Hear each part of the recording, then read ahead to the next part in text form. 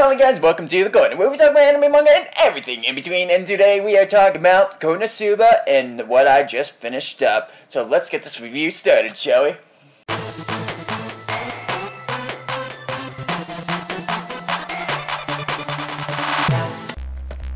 Well, in the last parts of the Konosuba world, which apparently we're not going to get Season 3, and it's been explained why or not, but I'm not going to go into that right now.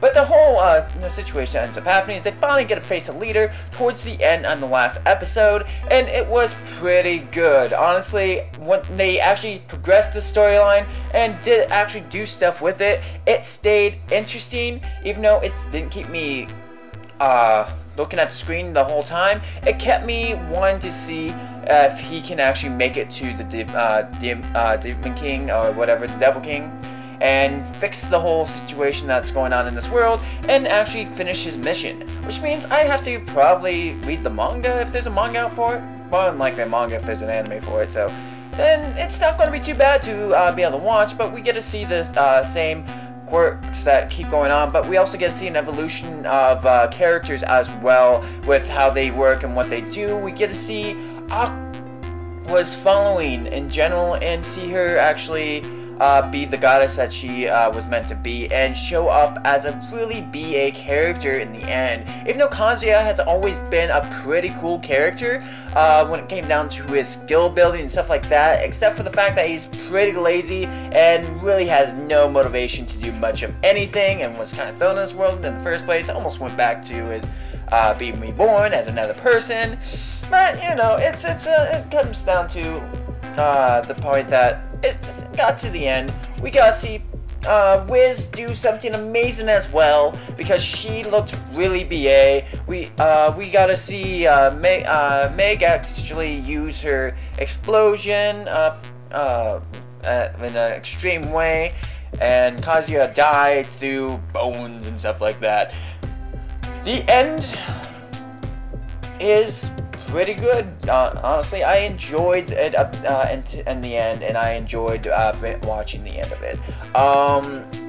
To see that Kazuya can go from dead to alive, and Aqua has a tremendous pull with all this stuff.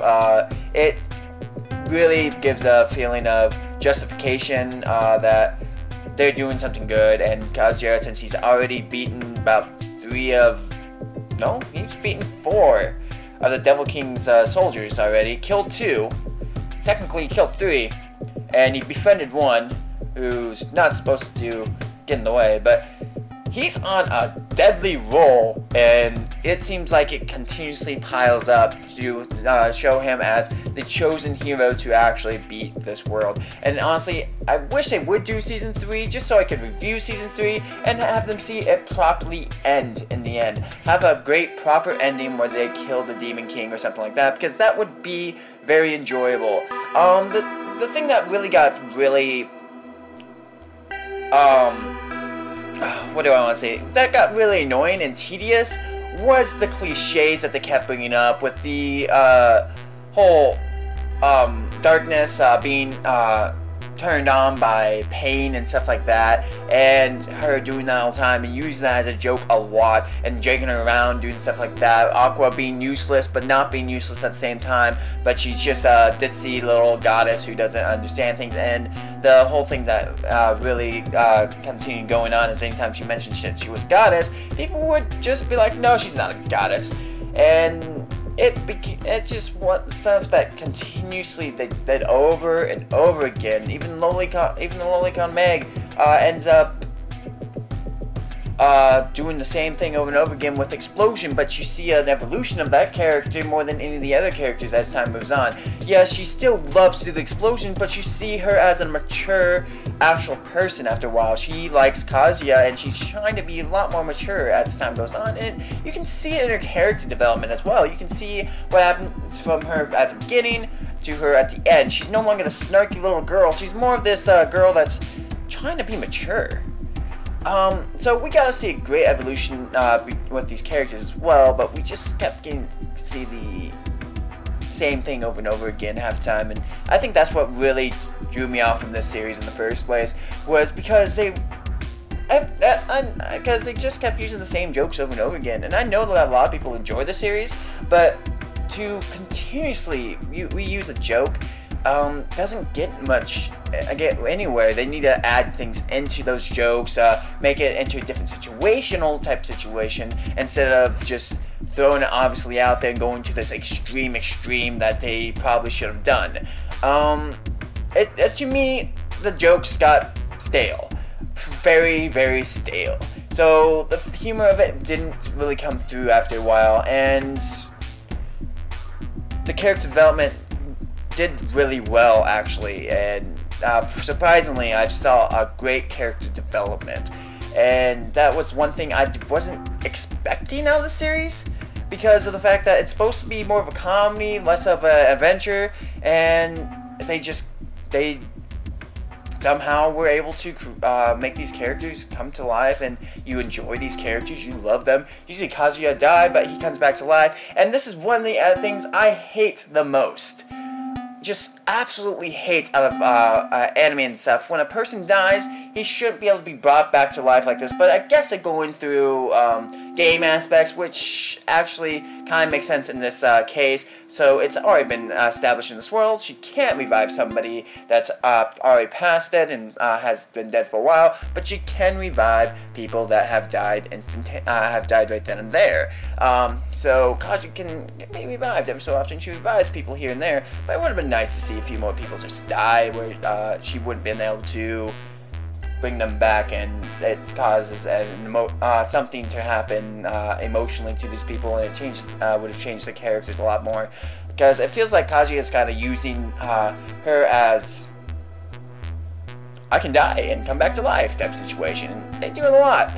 And I think the biggest thing I saw, every time he died, he always talked about just being reborn, getting out of that world, and every single time he did that, and every single time they still drag him back by saying certain things about his body and stuff like that. Oh, he's going to do that. Oh, they're going to do that. And it did give me a little chuckle on the one where he was just sitting there talking to her, and I was like, I'm missing a girl like this in my life. And yeah, it was one of those things, guys. It was, but oh no. If I were to rate this series, I'd probably get a 5 out of 10 in the first place. The only reason it's so low is because of the repetitive comedic actions. Character development, like I said before, actually did get established and was made. You saw them develop throughout the world, and you saw them get well known throughout the world as well, and that character development really helped that out. Otherwise, if they didn't have that character development in it, and it was just this, and they didn't have that good, well-based storyline up to a point, I would have to say it wouldn't have been worth my time watching. But because of that storyline, and when they actually did progress the storyline, it was enjoyable, and I can say that much. It was enjoyable when they progressed the storyline.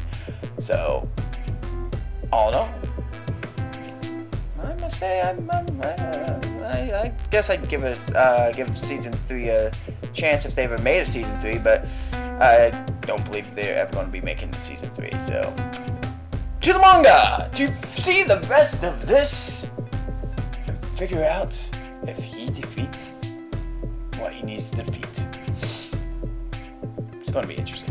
So until next time, you guys, I hope you guys have a great day and a fun one as well.